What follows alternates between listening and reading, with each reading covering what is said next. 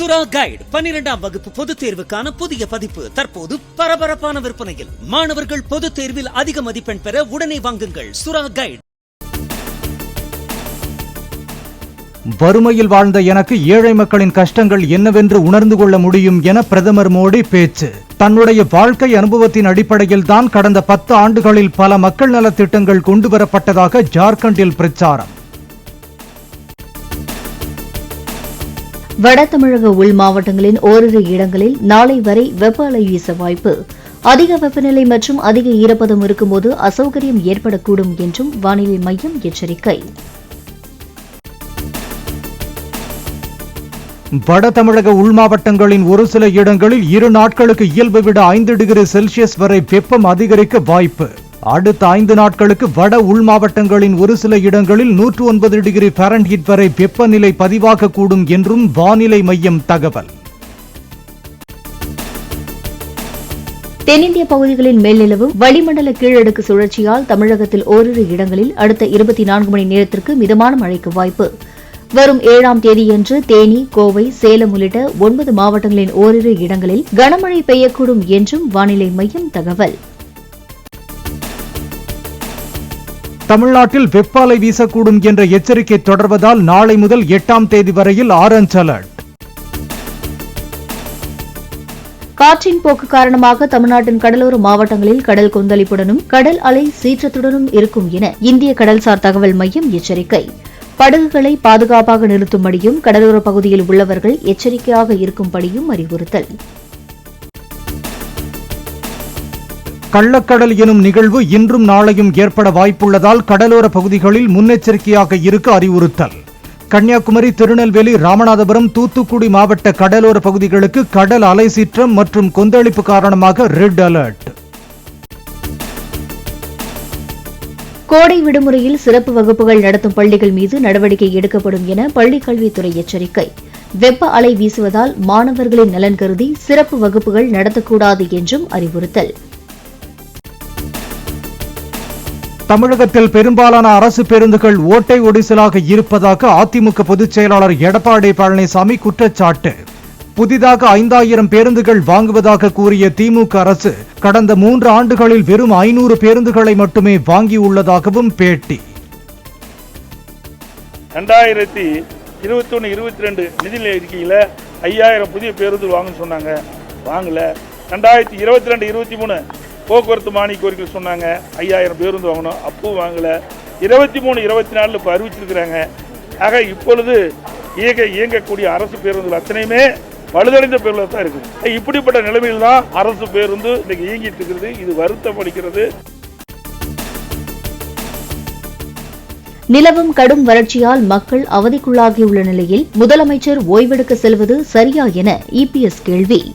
திமுக அரசுக்கு நீர் முக்கியமில்லை, பீர்தான் முக்கியம் என எடப்பாடி பழனிசாமி விமர்சனம்.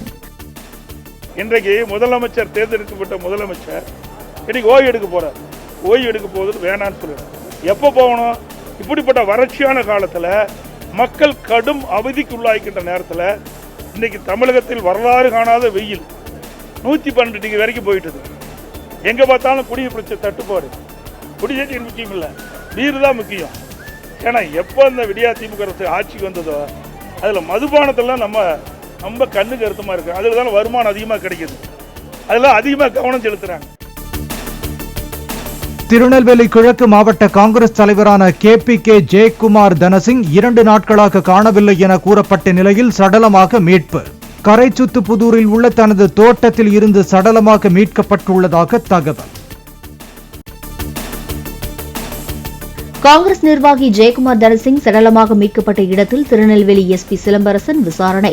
தடயவியல் துறை நிபுணர்களும் நேரில் ஆய்வு. KPK ஜெயக்குமாரின் உடல் இருந்த இடத்திற்கு 5 மீட்டர் தொலைவில் அவரது ஆதார், லைசன்ஸ், விசிட்டிங் கார்டுகளை கண்டெடுத்த தடயவியல் நிபுணர்கள். மோப்பனாய் உதவியுடன் ஜெயக்குமாரின் செல்போனை தேடிய போலீசார். KPK ஜெயக்குமார் மரணம் தொடர்பாக அவரது சகோதரர் செல்வராஜிடம் நெல்லை SP சிலம்பரசன் நேரில் விசாரணை. ஜெயக்குமாரின் கொடுக்கல் வாங்கல் தொடர்பான தகவல்களை கேட்டதாக தகவல். நெல்லை மாவட்ட எஸ்பிக்கு கடந்த 30ஆம் தேதியன்று மரண வாக்குமூலம் என்ற பெயரில் ஜெயக்குமார் தனசிங் எழுதியதாக கடிதம் ஒன்றை வெளியிட்ட குடும்பத்தினர் தம்மிடம் லட்சக்கணக்கில் பணம் வாங்கி திருப்பி தராத ரூபி மனோகரன், கேபி தங்கபாலு உள்ளிட்டோரால் உயிருக்கு ஆபத்திருப்பதாக கடிதத்தில் தகவல். தேசிய கட்சியின் மாவட்ட தலைவர் எரிந்த நிலையில் சடலமாக மீட்கப்படுவது சட்ட ஒழுங்கு சீர்கேட்டின் உச்சம் என எடப்பாடி பழனிசாமி விமர்சனம்.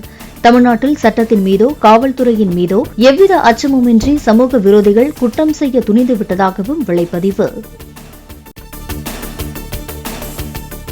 தமது உயிருக்கு ஆபத்து என குறிப்பிட்டு ஜெயக்குமார் தனசிங் நெல்லை எஸ்பியிடம் அளித்திருந்த புகார் மீது எந்தவொரு நடவடிக்கையும் எடுக்கப்படவில்லை என அண்ணாமலை குற்றச்சாட்டு. எம்எல்ஏ ரூபி மனோகரன், கேவி தங்கபாலுவின் பெயர்கள் கடிதத்தில் குறிப்பிடப்பட்டிருந்த நிலையில் காங்கிரஸ் மாவட்ட தலைவரின் புகாருக்கே இதுதான் நிலைமையா என்றும் கேள்வி. ஜெயக்குமார் தனசிங்கின் மரணம் தொடர்பாக அண்ணாமலை அரசியல் செய்ய வேண்டாம் என செல்வ பெருந்தகை கருத்து. எந்த சமரசமும் இல்லாமல் உண்மையை வெளிக்கொண்டு வர காங்கிரஸ் முயற்சிக்கும் எனவும் பேட்டி. மறைந்த ஜெயக்குமார் தனசிங் தமது நண்பர் என்றும் தங்களுக்குள் பணம் கொடுக்கல் வாங்கல் ஏதும் இல்லை என்றும் நாங்குநேரி எம்எல்ஏ ரூபி மனோகரன் விளக்கம். பொய்யான குற்றச்சாட்டுகளை கூறி தன் மீது அபாண்டமாக பழி சுமத்தப்படுவதாகவும் பேட்டி. இந்த பணம் வாங்கின இந்த செய்தி பார்க்கும்போது எனக்கு என்ன தோணுதுன்னா, என்னமோ என் மேலே ஏதோ பழி வேணும்னே பழி செய்யணும், பழி போடணும்னு சொல்லிட்டு ஏதோ யாரோ அதுக்கு பின்புலமாக இருந்து வேலை செய்கிறதா எனக்கு தோணுது. காவல் அதிகாரிகள் மற்றும் பெண் காவலர்கள் குறித்து அவதூறாக சமூக வலைதளங்களில் பேசிய புகாரில் யூடியூபர் சவுக்கு சங்கர் கைது. தேனியில் கைது செய்து கோவைக்கு போலீசார் அழைத்துச் சென்றபோது அவர்கள் சென்ற வாகனம் விபத்துக்குள்ளானதால் சங்கருக்கு காயம். பாலியல் துன்புறுத்தல் வீடியோ விவகாரம் தொடர்பாக கர்நாடக முன்னாள் அமைச்சர் HD ரேவண்ணா சிறப்பு புலனாய்வு போலீசாரால் கைது. ரேவண்ணாவின் வீட்டிலிருந்து லேப்டாப் மற்றும் கணினி ஆகியவற்றை பறிமுதல் செய்துள்ளதாக போலீசார் தகவல். வேட்டையின் படப்பிடிப்புக்காக மும்பை சென்றிருந்த ரஜினிகாந்த் சென்னை திரும்பினார்.